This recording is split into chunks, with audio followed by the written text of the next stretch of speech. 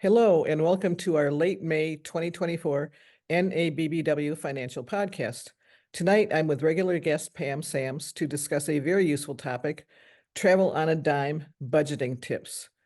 It's June as we begin this, it's almost June as we begin this call, which puts us into a fun summer mood, I hope. And for many of us, this means discussions about planned or potential vacations.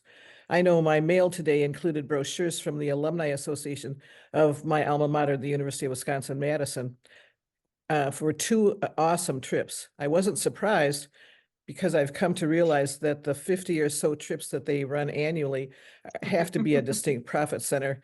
If they weren't making money helping their alums and spouses go on these trips, they certainly wouldn't have been running these travel programs for the many decades that I know they've been around.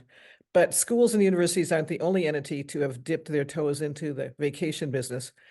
I know if your local TV stations are like mine, they've probably been running vacation trips featuring opportunities to travel along with one of their new newscasters for decades.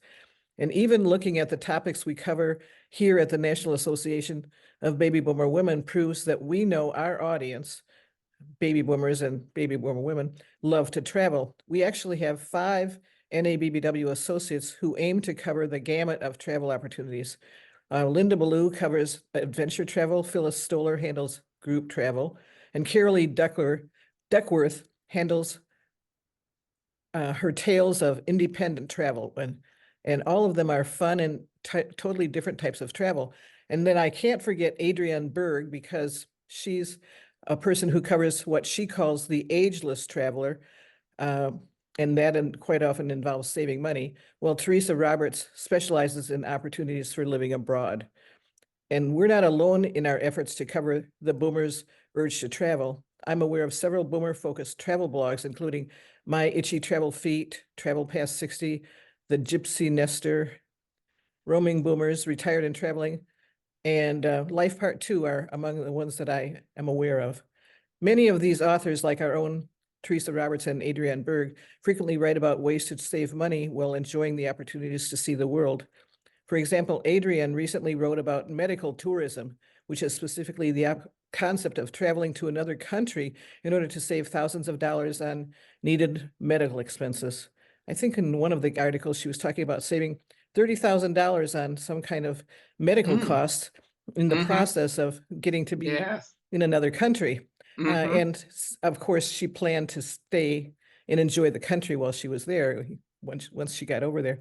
And then meanwhile, Teresa often writes about how to find long-term, what we might call snowbird types of homes outside of the United States. So a place that you can live for like 6 months or so, and how to manage living affordably in another country while still maintaining your home base back in the United States, which is certainly an interesting concept and involves a big decision. But as with everything in life, there is a proper order for everything we do. And as I so usually do, Pam, when I start teasing people a little bit about what we're going to talk about, I'm getting ahead of myself. So let me introduce us. I'm Ann Holmes, your moderator and the boomer-in-chief of the National Association of Baby Boomer Women, an organization dedicated to educating and empowering women at midlife and beyond. And with me is Pamela J. Sams, BFA, CRPC, MBA, and trusted advisor to professional women. The CRPC means that Pam is a chartered retirement planning counselor, and she's also NABBW's retirement planning associate. As an expert in personal finance, Pam is president of Jackson Sams Wealth Strategies in Ashburn, Virginia, and a monthly guest who covers important information related to money and financial planning. Welcome, everyone, to our late May financial Zoom call. We're glad you joined us. And now, before we can launch into tonight's discussion, I need to play a quick audio clip just to keep us legal. Securities offered through Securities America Incorporated, a registered broker-dealer, member FINRA SIPC. Advisory services offered through Securities America Advisors Incorporated, a SEC-registered investment advisory firm. Pamela Sams, investment advisor representative. Jackson Sams Wealth Strategies, Securities America Incorporated, and all other entities named are separate entities. Start. Thanks for joining us again, Pam.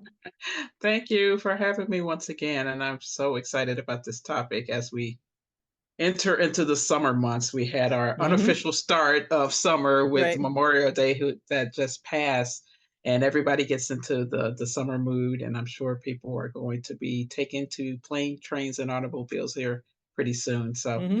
but Right. with that, you need to be a little bit aware of what things cost. I was looking earlier today, they were talking about Gen Zs. I guess because, they had been through it. I guess we've all been through it, but especially Gen Zs have really had a hard time over the past few years with COVID. And they're taken to the roads regardless of, do I have leave, and also getting into debt. They're just taking off regardless of what happens. Really?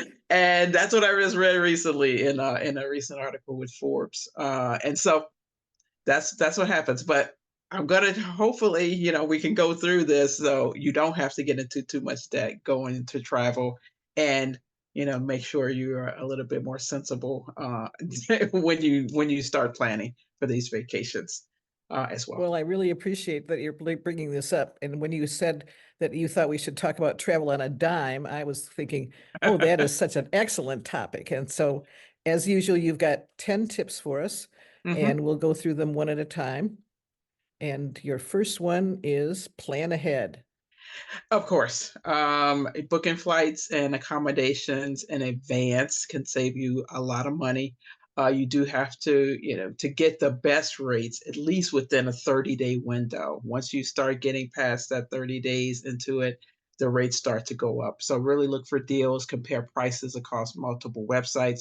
There's a variety of different ones, Travelocity and the like, that will do a comparison on flights. I use Google Flights as well, just to kind of put things in when I know I'm going to travel to certain places, and it'll let you know when rates are going to go up, or if it's a trend in terms of the prices. Is it fairly, within the norm of the prices, or if it's going to go down? So really planning ahead, when you're going to have these big travel trips. Recently, I'm going to be going on a cruise pretty soon in September. So that one was basically almost a year and a half with the travel agent in order to make things a little bit more palatable with your budget to fit it in. But planning ahead is the best case scenario. Now I know people like to do these pop-up trips and things like that. That Mhm. your friend calls, one of your girlfriends calls and say, "Hey, let's go to Aruba," and then all of a sudden now Right. you have to scramble around.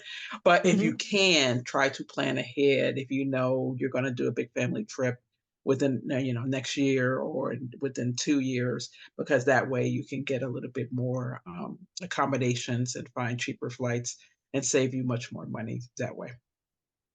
Excellent. Good.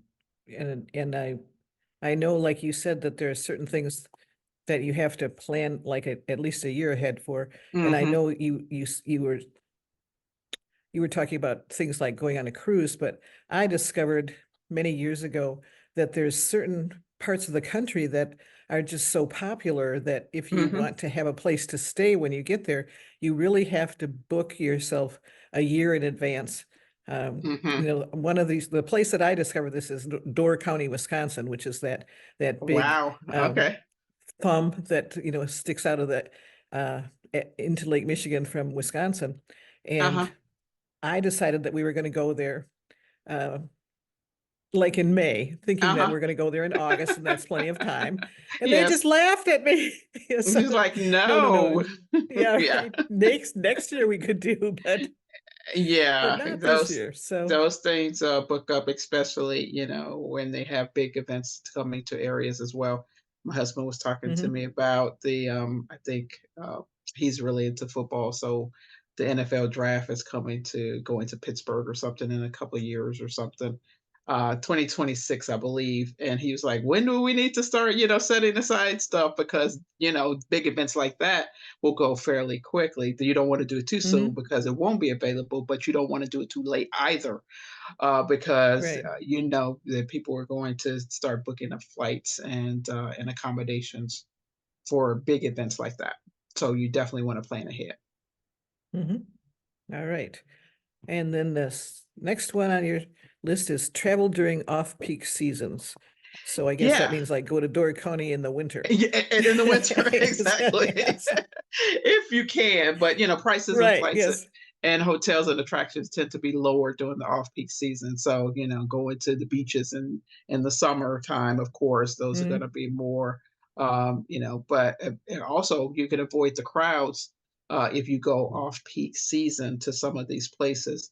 Now, I know a lot of people, if you're still working or you have children in school, that's a little bit of a challenge because that was always the challenge when I had kids that were in school and sports and things like that to do the off peak season type of things. But now that I'm an empty nester, I mhm, could just say, hey, let's just see what we can go to, some of these resort areas that off peak season so we can avoid the mhm, crowds and also save some money on flights and hotels and the attractions there as well. So you want to look at that as a possibility. If you still have kids at home and you have schedules, maybe this may not be something a tip that you could take advantage of now. But if you can, you know, I mhm, know I've actually seen some people, they want to get Disney on a dime, basically, and they'll take the kids out of school for a little bit to do Disney during like the October or November time frame. I mhm, don't advise it, but your kids are your kids, and you do what you have to do. But those would be some of the things to consider with this particular tip if you don't have if you have young children, you have schedules during those off peak mhm. times. Okay. Well, it certainly makes sense. I live in a kind of a tourist-oriented town, and Hmm. we know that around here, the summertime is the main time for people to come here. So, um, I know the merchants on the main street and also a lot of the lodging places are Hmm. always trying to come up with ways to get people to come here during the winter and Hmm. realize that they could do skiing or Oh something yeah. like that and instead of golfing and that sort of thing. So there are possibly things that you could still do when you're traveling in during the off-peak season. There's probably Hmm. still going to be things that you can do at your destination. Um, Exactly. Yep. Hmm. Point number 3 on your list, uh, use budget airlines. Yeah, this one's a little tricky because, some people don't like low cost carriers out there. And I'm Mhm, not going to name any because I'm not one to talk about airlines, but see some of the low cost carriers that offer significant savings on airfare.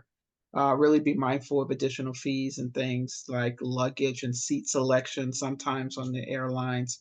But, don't discount the low cost carriers if you are traveling because they could have some deals as well. But you know, you want to do your due diligence, make sure their travel record, things like that, to make sure you're not just ABC Air or something that you mhm, never heard right, of, type of thing. So you want to do your due diligence when it comes to that. But look into the budget type of things.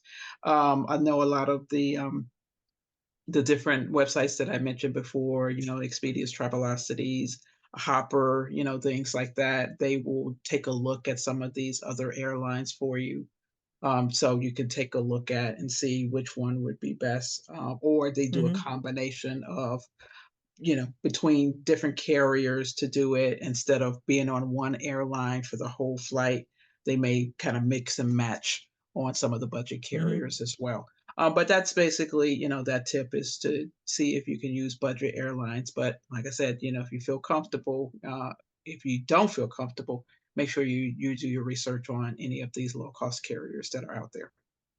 mhm. All right. Now, point number 4, you're talking about once you get there, Mhm. where are you gonna stay? And, you're saying stay in hostels or Airbnbs. Yeah, and then I think they have Vrbo, which is similar to Airbnb now. Mhm, But these options right, are much cheaper than hotels. Hostels are really great for meeting other travelers if that's your type of thing. My husband likes, different, just kind of being by ourselves. So we do more Airbnbs and Verbos. Those Mhm. could provide a little bit more local experience as well, and a little bit better than the hotels. You get a basically a whole house that you have access to as well. So look at those as options. Again, accommodations. So with a lot of these Airbnbs, Verbos, hostels, depending on when you're traveling, those can book up fairly quickly as well. So you want to Mhm. put those dates in there that you know you're traveling in order to get something that's a little bit more reasonable for you. Okay. Now, is that there's a place that I can't think of the name of. I'm wondering if it's Expedia, but there's a Hmm. place that a few years ago they started uh, up, and one of the things they would do is they could give you a reduced rate Hmm. at a lodging place. And I Hmm. know Steve and I were in San Diego once for a conference. And when the conference was over, we wanted to um, stay for a little bit and enjoy being out in that part of the Hmm. world. And so I think it was, if it is Expedia, I think it was Expedia that I booked Hmm. with, and I didn't have a clue what the place was that they got us a rate with, but it was a Hmm. fantastic rate. And we Yeah. went there and it was a fantastic hotel, very large hotel that was right on the ocean. And we could watch, Mm-hmm. we could, we could watch the air base there that has Oh yeah, yeah. trains, Yeah. flyers, and so we could watch the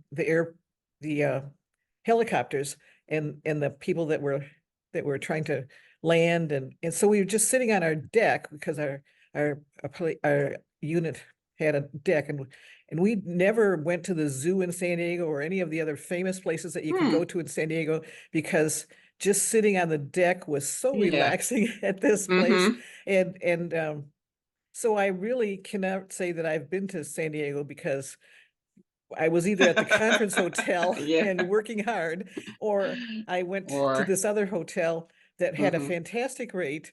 Uh, Yeah. and then I was so excited to be there that I just said, "Oh, we'll go to the zoo Yeah. tomorrow," and then it Yeah. never It came. never happened. So San right. Diego Zoo is very nice, so if you get a chance to go back to San Diego, definitely take in the zoo because it Okay. is one of the country's best zoos, if I can Well, say. that's why I wanted to go to the zoo, but then I just couldn't get my butt off of that deck, So, I know sometimes you get relaxed like that and you end up saying this is just as great because you just staying still, enjoying the view and just mhm. relaxing. So that's all good as well. Right. And it seemed like we must have paid like $100 a night or something for this place that I think Mm. was more like usually 350 or something a Oh night. wow. So Yeah. so it was kind of like a price or for, an Airbnb or something like that, except for we weren't in our own little house, but Hmm.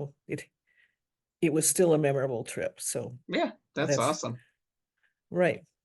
Number 5 on your list is cook your own meals. Yeah. So if you're gonna do, like a Airbnb, a Verbo, hostels, you can buy your own groceries, cook your meals, Hmm. can really drastically reduce your food expenses. Many of the facilities, the like hostels and Airbnb, Verbos, rentals offer kitchen facilities, so you can do that.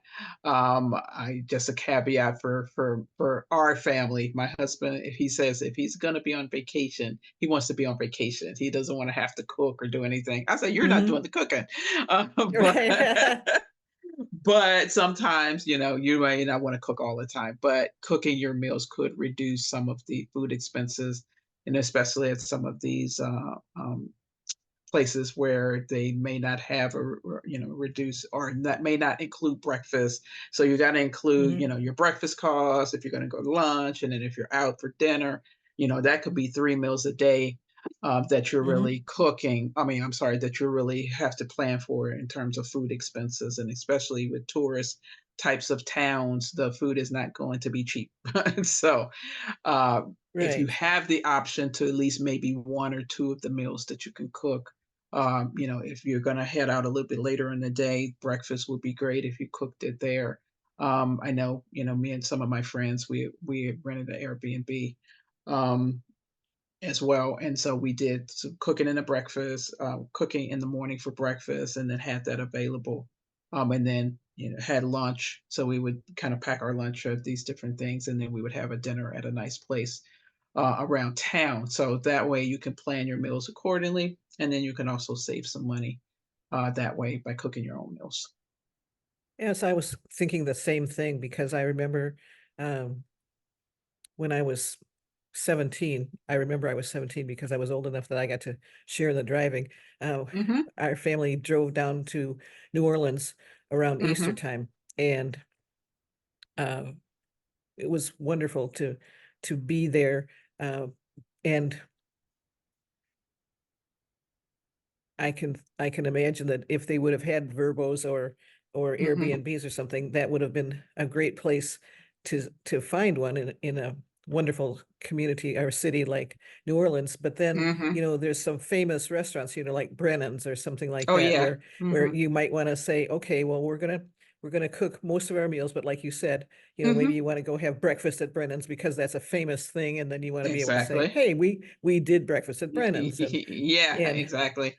Yes, or Cafe Du Monde, I mean, you gotta right, go there and right, try the beignets, right. so Yes, so you those can't leave things, you can't yeah. leave New Orleans without some beignets. You cannot do that. So, yes, plan accordingly on the like you said, the famous things or the places you want to splurge on in terms of food. Mhm, But then for the rest of the trip, if you could, save some money, by mhm. making cooking your own meals at your facility if they have that available to you. Well, that certainly makes a lot of sense, and I'm sure that, um, with the way that you can now get food brought to your door, you could Mhm. probably not even have to find out where the grocery store is if I can't remember the Yeah. name of those kind of places that Mhm. DoorDash, Yeah, it doesn't yeah. DoorDash would bring Mhm. you DoorDash, groceries, Instacart, all of those things right? will definitely bring you, those like you said, so you don't have to hunt around for a grocery store, as well. But if you are gonna use those Mhm, services, definitely, they do have extra fees, associated with them. So, be be aware of that, and factor that into the overall cost if you're gonna do it okay. that way. Mhm. So maybe go find your grocery store and save Yeah, the if DoorDash you money. if you can. Okay, sure. All right. Um, Anything more that we should say about cooking your own meals? Yep, I think we covered cooking your own meals. Okay, well then let's go on to point number 6 is use public transportation. Yeah, so, instead of taxis or rental cars, maybe use bus trains and auto and subways Mhm, if you so inclined. It also often offers cheaper, gives you a chance to also experience the local way of life as well.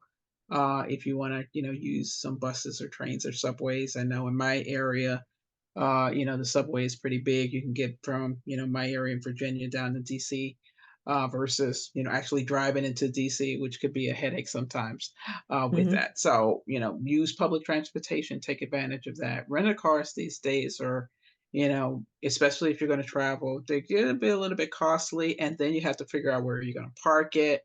Parking at these places, hotels, and some of the attractions, that's an extra cost that you would have if you have, rental cars, things like that. Now, if you're doing like an Uber or a Lyft or something like that, still, those are extra costs. They also have, but in certain areas, surge prices. So certain times of the day, mhm, those ride shares can be quite expensive. I remember I was in New York for a conference a few months back, and it was raining cats and dogs. It was crazy rain. We had took the subway. Me and my daughter had went up there for a conference. So we took the subway there, which was great. That was fine. But on the way back, since it was raining cats and dogs, and we didn't want to walk the back to the hotel from the subway, we thought we would get an Uber. So Mhm. Ubers during that surge price from it was only maybe about 2 miles where we were gonna go. It was almost $50. It was like $45. And I was like, "Ah."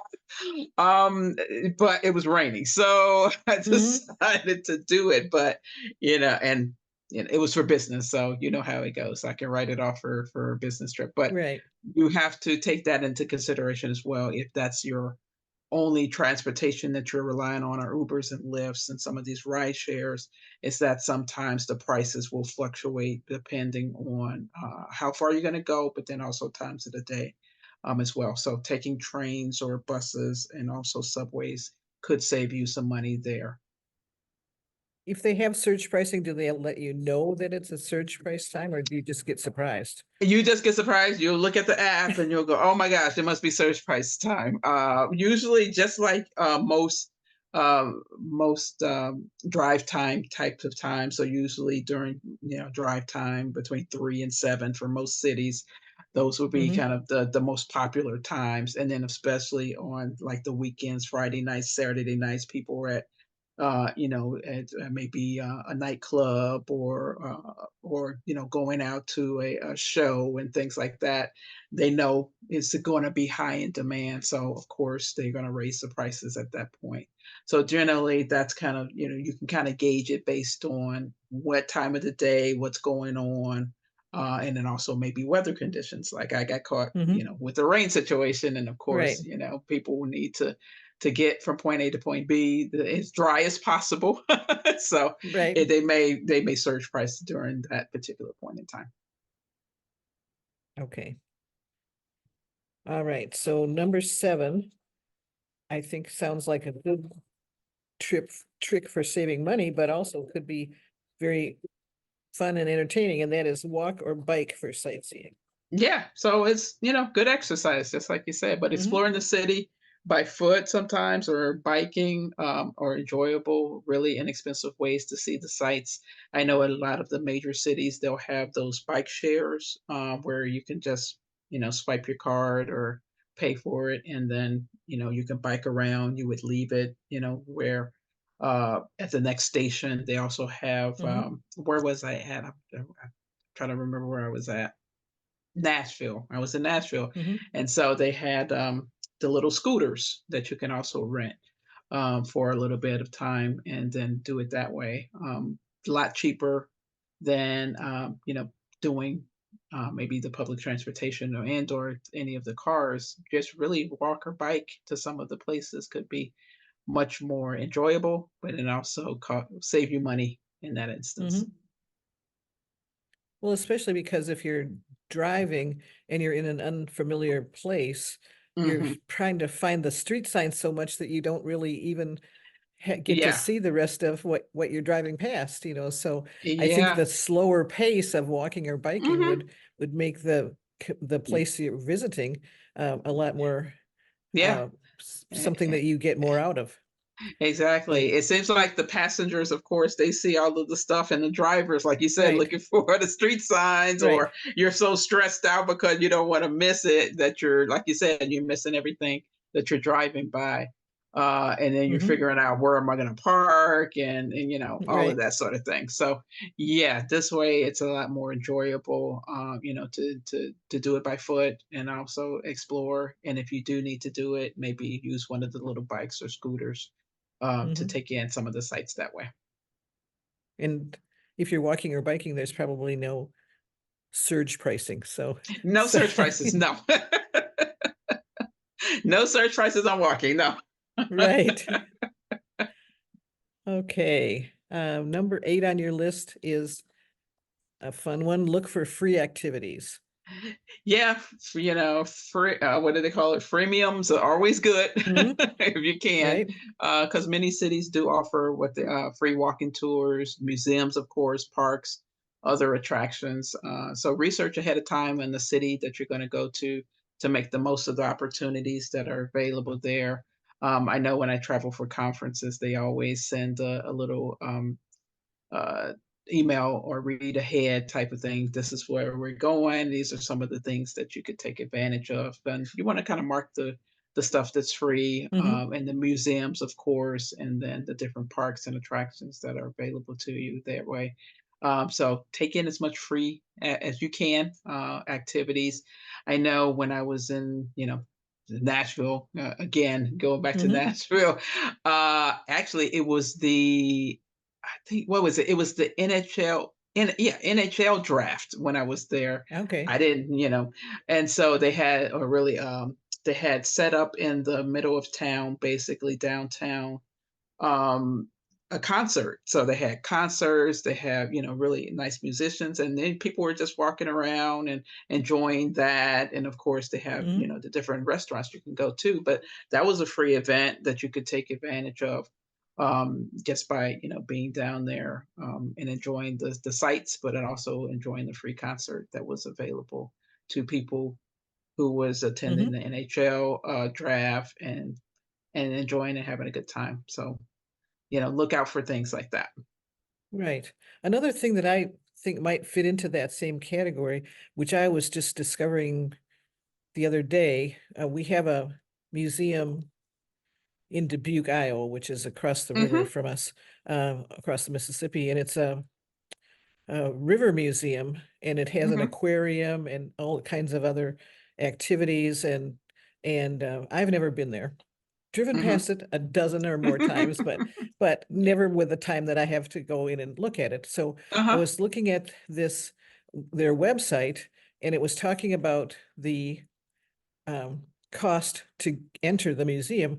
And I mhm. was thinking, wow, museums have really gotten a lot Yeah. more expensive than the last time I Mhm, had to pay for a museum. But then I kept reading and I discovered that they were part of like a national museum group or hmm, association or something. uh-huh, And so if you belonged to the the museum in Dubuque, uh, mhm, there would like be 25 other museums around the country that you could go into and you wouldn't have to pay the museum hmm, admission m'kay, fee because you would show that you had this membership mhm. card from this reciprocity program with Nice. the Yeah. the museum in Dubuque. So obviously there's at least 50 museums in the country that are part of this program, Mhm. uh, which, Well, you know, yeah.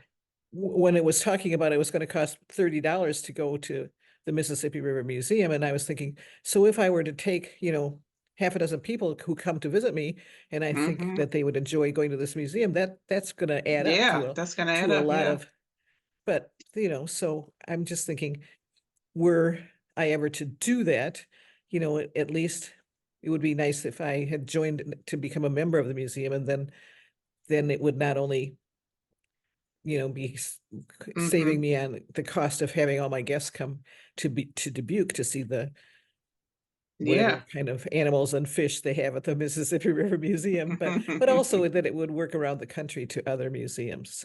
Yeah, So that's a cool feature. I know a lot of museums do have the reciprocity programs at different mhm, ones, or even in the same city, if you go to one museum and there's several, like in mhm, DC, the Smithsonian has a lot of different right. museums that belong to the consortium of the Smithsonian. So if you go to one, then you can most all of them are free anyway, but they will Mhm. have that reciprocity, so you would be able to take advantage of a lot of the things there based on kind of the consortium of different museums in that instance. Mhm. Now, as far as other ways to look for the free activities, when you were talking about going to Nashville, Mhm. did the conference give you a list of, in your packet of material that you got as a conference attendee, did they give you a Mhm. list of free activities that you could participate in? They give you Otherwise, a my yeah. question is, how do Uh-huh. you find them if you're Yes. in a Yeah, they give you basically kind of the feature highlights of that particular city, so most of it. But I do, if you go to, I think it's TripAdvisor.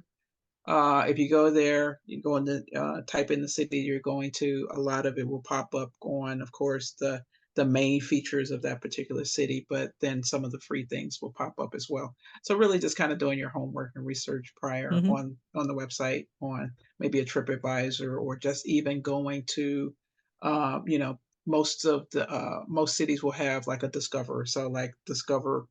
um, Discover DC or something like that, and then they Mhm, will show you all of the different things that are available, and then you can, kind of filter by free, as well for that instance. Yeah. mhm. Mhm. Excellent. Your ninth point is a very good one and one that I have always been challenged by, which is travel light. Yes, you and my husband are challenged by I am really dreading our cruise because we're gonna be gone for 11 days, and he overpacks every time. So this is gonna be, quite interesting, but really packing light could save you money, with these airlines now, they have so many baggage fees. Mhm, It just makes it easier to use your public transportation if you have one little, something or a couple of different things. Really sticking to the essentials, mix and matching outfits if you can. What I started using, because I travel a lot for speaking, is I use these little travel packs, that compresses. So if I put in a lot of different outfits in there in the travel pack, I can zip it up. It compresses it down. I can fit like two or three of those travel packs, and I have outfits for mhm, a week, or at least 7 days or so, and then I can just use it, put them in my carry on, and then of course the compliant, TSA compliant little mhm. soaps and things like that. Make sure you have those if you're going to do a carry on. Make sure you have those little The bottles, proper ounce yeah, size, the right. proper outsize in there, and then you will be able, but the saving grace is really those travel cubes if you get a chance to Okay. do that, because that can save you on baggage fees, so you don't have to carry a whole lot of luggage with you. Mhm, I know a lot of the credit cards, will cover if you use their particular credit card for airlines. I know Delta, United, a lot of those will give you like a free check bag type of thing if you use their credit card. And then after that, it's usually, 35, $40 for each bag that mhm. you'd have. So you do want to make sure you travel light, so you don't end up spending so much in baggage fees. Right. All right. And the 10th tip on your list is use travel rewards. Yes. So you want to sign up for your travel rewards program with airlines, hotels, credit cards. Of course, if you accumulate points and miles, you get discounts and even free flights and stays. I have a couple of different discount programs with different airlines and different hotels because I travel, to make sure that I take advantage of those travel rewards programs. I'm going to do a shameless plug for AARP because I am a community ambassador here in Virginia, but AARP has a lot of travel rewards, Mhm, discounts on hotels and rent a cars and airlines and things like that. So if you're not a member of AARP, definitely check that out, because you could be, for people who are 50 and over, take advantage mhm. of some of the travel discounts that you get through your membership with AARP. Very good. Now, I've got a question for you. We Mhm. haven't talked about travel insurance. Yes. And so I'm curious whether you think this is a saving thing or a not saving thing. And Mhm. I'll give you a little background. Linda Ballou, who's our adventure travel associate, recently wrote a column about how at this point in her life, she never takes off on one of her adventure travel trips without having travel insurance, and she says this is because she was injured once on a trip, and then she had to be airlifted out of wherever she was because Mhm. she does these Mhm. adventure Yeah. things. Mhm. So she was not in a place where they had a hospital, 3 Yeah. miles down the road or anything like that. So she says that because of that, that she always gets travel insurance. Now, I think that there's also a valid reason, even if you're not an adventurous person, because a couple of years ago, Steve and I lost money because we had to cancel a cruise because he fell Mhm. and broke his Yeah. hip, and so he wasn't Mhm. able to go, and I wasn't Yeah. about to go without him, even though Mhm. some of the Mhm. people that I was traveling with told me I should, but I just could not feel like I was a loving spouse if I left Yeah. him to be You're home with a the broken bye. hip. Bye, Steve. Bye, I'm I'm gonna, gone on the cruise. right, yes, right, yes. I just couldn't do that. So Yeah. so then we had to cancel the trip. And I've Mhm. heard that there's something called cancel for any reason travel Mhm. insurance. So I don't want Yes. to put you on the Yeah. spot, but I'm curious to learn your thoughts about the pros and cons of travel insurance. Yeah, I know a lot of times people try to save money and they don't. They forego the travel insurance. Say, I think I'll be okay. But Hmm. to your point, because that happened to me a few years back, during the time when my mom was sick, in 2022, I was scheduled to go on a big trip, and to speak and do that, and then of course do some vacation time.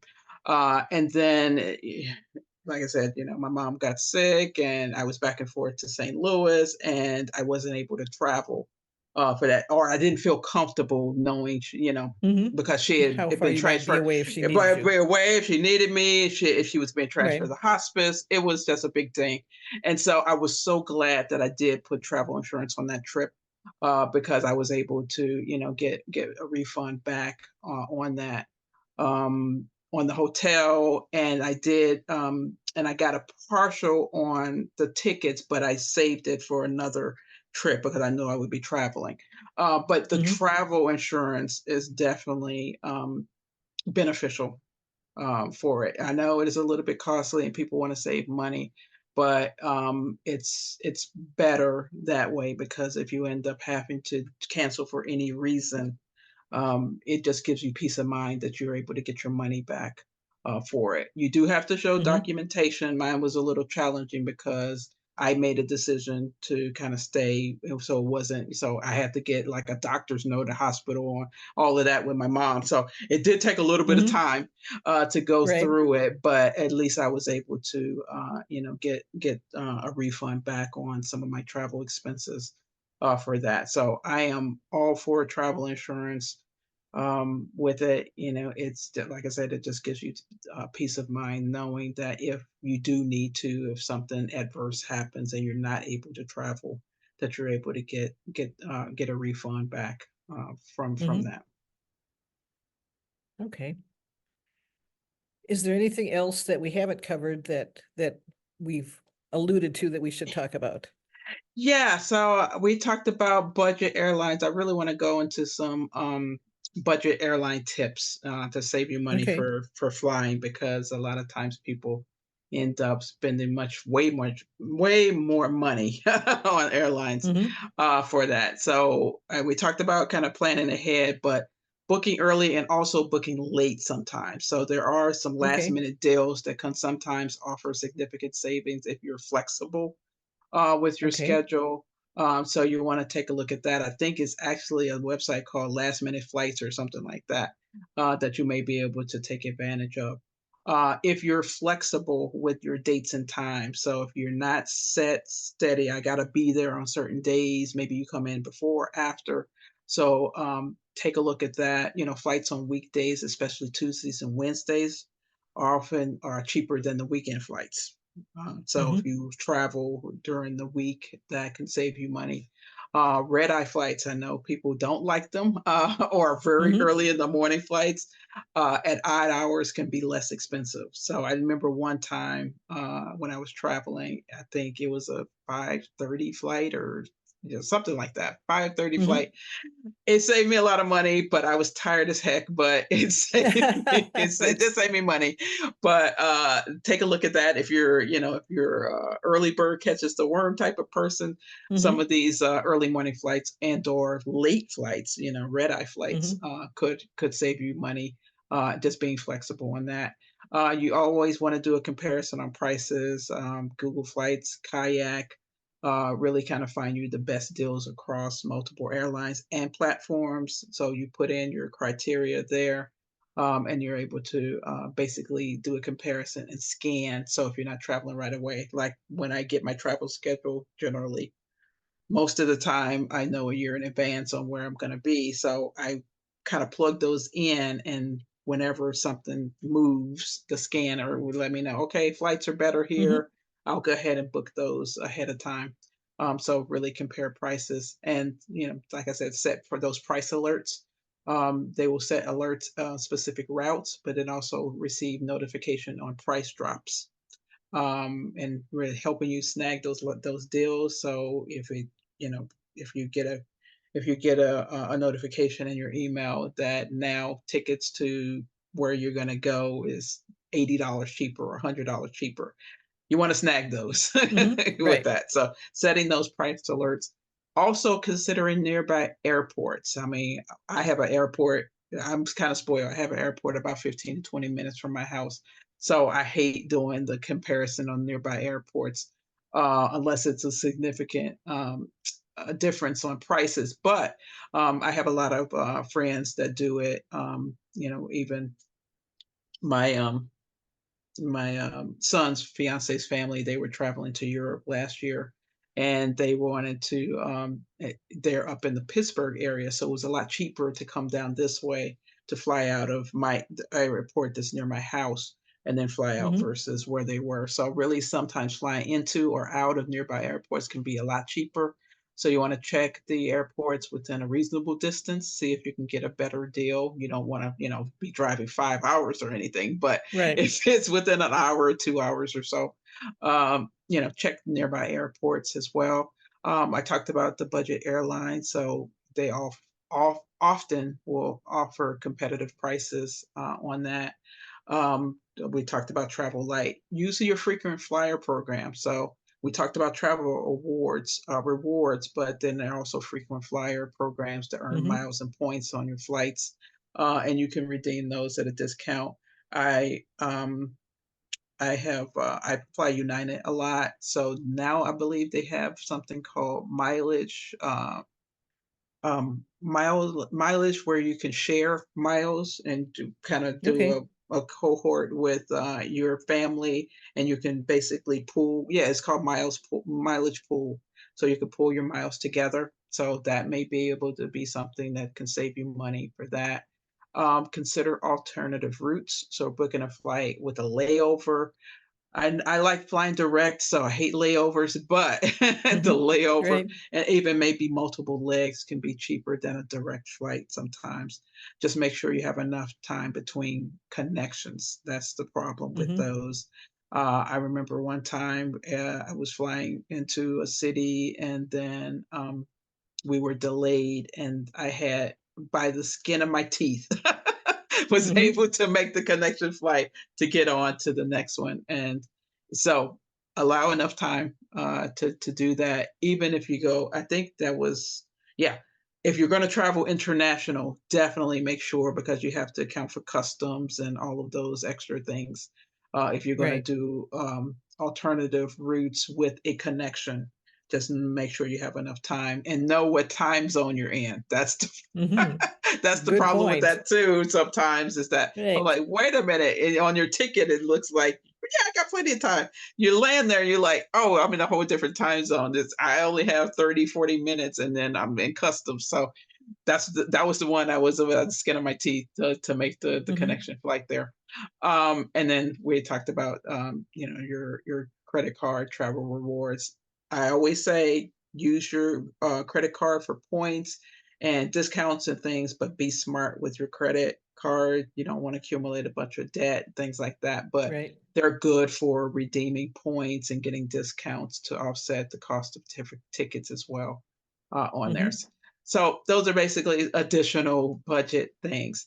Now, the myth that I have heard, I'm just going to put it out there. I don't know if it's true. One of my girlfriends was telling me that sometimes, like late at night, between like 2 and maybe 4 o'clock, you may get some sleepy person behind the computer that may have a fat finger or something and put in a different price, and then boom, you're able to get tickets to Paris for like $50. So if you want to stay up between 2 and 4 and see if that's true, have at But it. you have But you have no guarantees. I don't have no guarantees that that's the All right. case. She did say Right. that. Sometimes she said, because she was able to get some wacky price on something that was really extravagant price, and she's like, "Yeah, I was up at like 2:30. I couldn't sleep, and I was on the airplane." So, like I said, I think it's a myth, but if you want to try and see, Okay. just kind of keep your eyes out on Hmm. slips and things like that. The funny thing, not travel related, but I did read a story where I think it was in pesos because it was Mexico. but on the website, I think it was like a Cartier, like a diamond necklace, and he wanted to get one for his wife for her birthday, and they missed a zero. And so he was able to get this Cartier beautiful diamond necklace for, I think it was like $200. It was supposed to be 200,000. It was like crazy. Yeah. And they, he fought him, he fought him. He was able to actually honor getting it done. So sometimes it happens where people slip a Hmm. zero and you're able to get Right. a pretty good deal out of it. But those are basically the budget travel tips as we go into summer and we start looking around for deals and prices as we travel. Good. Well, I live in a part of the country where they keep warning us about two kinds of cicadas coming around. So, Oh yeah, it's yes, yeah. it's You guys have the it cicadas I coming.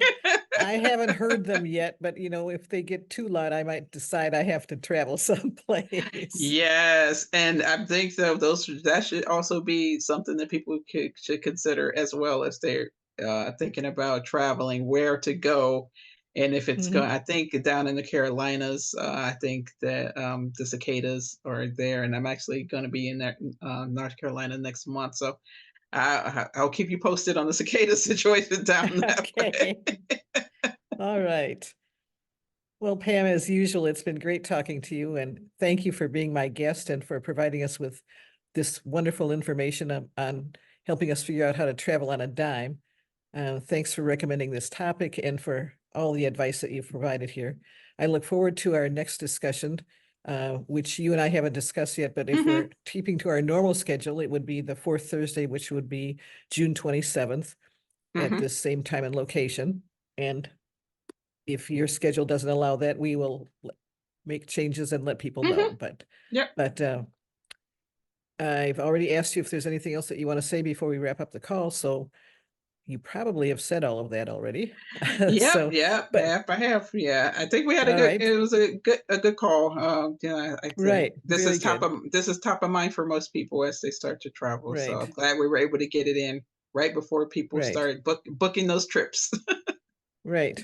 So now I'm just going to talk to the audience a little bit and tell them thanks for joining us for this great call with Pamela Sams. If you have questions for her after the call, you can feel free to email them to Pam at Pamela@jacksonsams.com. That's JACKSONSAMS.com, or go to her website at www.jacksonsams.com. And if you'd like to know more about the National Association of Baby Boomer Women, check out our website at www.nabbw.com or our Facebook page at facebook.com/nabbw. Thanks everyone for joining us tonight. Good night. Good night.